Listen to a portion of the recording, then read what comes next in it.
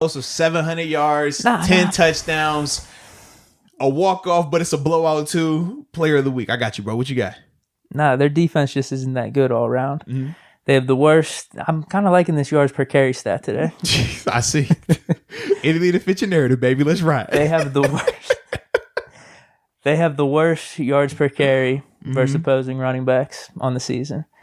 Dalvin Cook gashed them. James Robinson gashed them. Melvin Gordon had a pretty decent game. But then whenever you look at their, their pass defense, they've been getting gashed as well. And you know what? They haven't even been playing that good of quarterbacks here. They've played Minshew. They've played Kirk Cousins. Wait a minute. Weren't you the one hyping up Minshew earlier? Now he's not a good quarterback? You are funny. He's not better than top 20. Wait, when have I ranked him? When have I said he's at a certain spot? First off, we already know your QB rank because we throw him out. Okay, we already know that. But you've definitely talked very positive about Gardner Minshew. It took a whole year of pulling teeth to get you to say positive things about Josh Allen and Tannehill. That was never the case with Minshew. You've never not once come up here and said anything negative about Gardner Minshew. I don't know if it's because you don't view him as... There's no expectations for him. All I'm saying is, but now I'm saying he's a bad quarterback. You said they haven't faced a good quarterback. Stop. Don't do that now. Top 20 maybe. Jeez. Top 20. Kirk Cousins, Minshew, Drew Lock. Got gashed by Cousins and Minshew. Josh Allen had a bad game. And we already said Cousins can get hot. He's streaky at times. We said that. And even with Drew Lock, we said Drew Lock is a young quarterback. People are kind of trying to see, or it was last year a fluke, or is he really a good quarterback? Do you ever really dang like a bad quarterback just yet, man? Well, I think in general, the quarterback play is up in the NFL, just in general across the board. But anyway, they still, last 4 games, 30, 16 against the Bills. That was a bad Bills game by Josh Allen and all that, 36 versus the Texans. So 3 30-point games in there. I just think for our offense versus their defense, it's going to be pick your poison. All right, you want to stop the run? All right, Ben's going to throw it out to Claypool. All right, you want to double team Claypool? All right, Ben's still going to throw it to Claypool. He's going to pump fake the first guy, and Claypool's going to get open. Okay. All right, we'll do that. All right, now you want to triple team Claypool? Now Ben's going to go to James Washington. He's going to hit Deontay Johnson if he's healthy, Juju maybe. Okay. All right, you just want to stuff the passing game? We'll hand it off to corner. He's going to get another 100-yard game. So that's what it is. It's just pick your poison. It's pick your poison, dude. Their defense isn't that good. It's just not that good. Like I said, they've played not the best quarterbacks, and they've let up a lot of yards. Now you're facing a legend, so now you got to deal with that.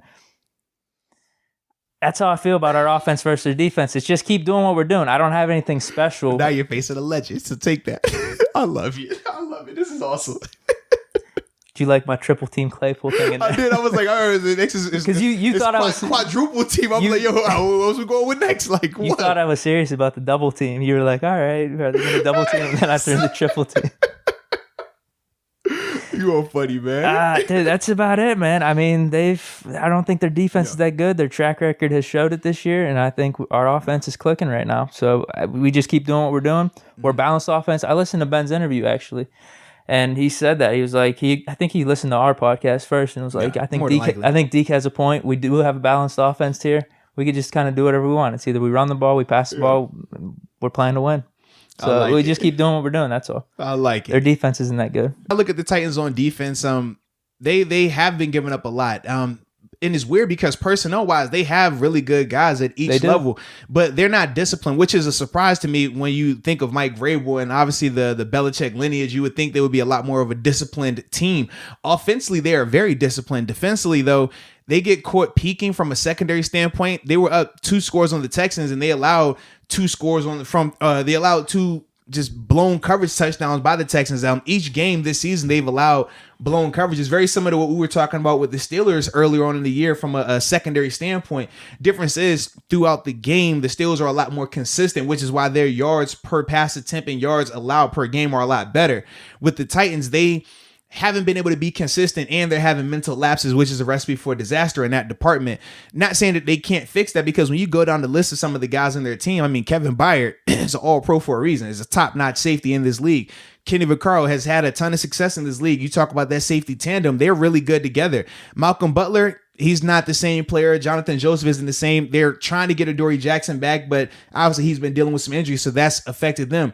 But when you look at their front guys, Jeffrey Simmons, another guy, former first-round pick, very talented in the interior. Then on the edge, Harold Landry and Jadeveon Clowney. Harold Landry has been a lot more productive Clowney, he has the name, but he hasn't produced to that level this year. Now, who knows when that will start, because we know once he does get going, how effective he can be. But that's, to me, was the most surprising part, because you're not just looking at them and saying, well, our guys are just drastically better than their guys, because that's not necessarily the case at all three phases of it. Now, we do have some matchups that definitely favor us a lot more, but it's not like how he's been in typical weeks where our offense is just flat out just too talented for this team.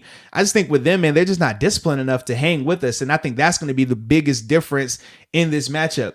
If they were more disciplined, I think it's a different case, but you're not going to have multiple blown coverages and think that that's going to work against a team that you're already going to have your hands full with if everybody's playing their best anyways. So to me, that's the biggest advantage for the Steelers on offense. And then also, man, when I look at, like I said, their guys up front, man, they're just inconsistent. With Clowney, man, he still takes plays off, but at least in the past, he would make a big play and then take a couple plays off. Right now, he's not providing that type of splash. And I just think, man, between watching him jump in and out of gaps on rundowns is killing them. And then, like I said, from a passing standpoint, they're not consistently generating pass rush. I think Harold Landry is going to be good in the years to come, but right now he's not to that level just yet. And a similar thought process with Jeffrey Simmons as well. I think those guys can be good, and if they flash and make a play, I wouldn't be surprised. But I don't think consistently throughout 4 quarters they'll be able to do that. All right, dude. I think we're kind of on the same page. I mean, you brought up the point, though, that they do have good players, which I agree with, I was kind of just surprised with how they've been playing thus far this season on defense. That's the thing. They're just super inconsistent. And it's not just stats either. If you're watching the game, they're getting gashed. Yeah, last year, pretty much identical group. You just sub out Clowney, and that was about it. But other than that, they returned everybody. Obviously, Adoree Jackson was healthy. But this year, it's just, I don't know if it's communication, pre-snap, post-snap. Some of it is effort related. It's a lot of dysfunction. Like I said, I'm very surprised because up until this year, Vrabel has had that defense playing extremely well. That's what we keep them in the games. We talked about during the AFC Championship run.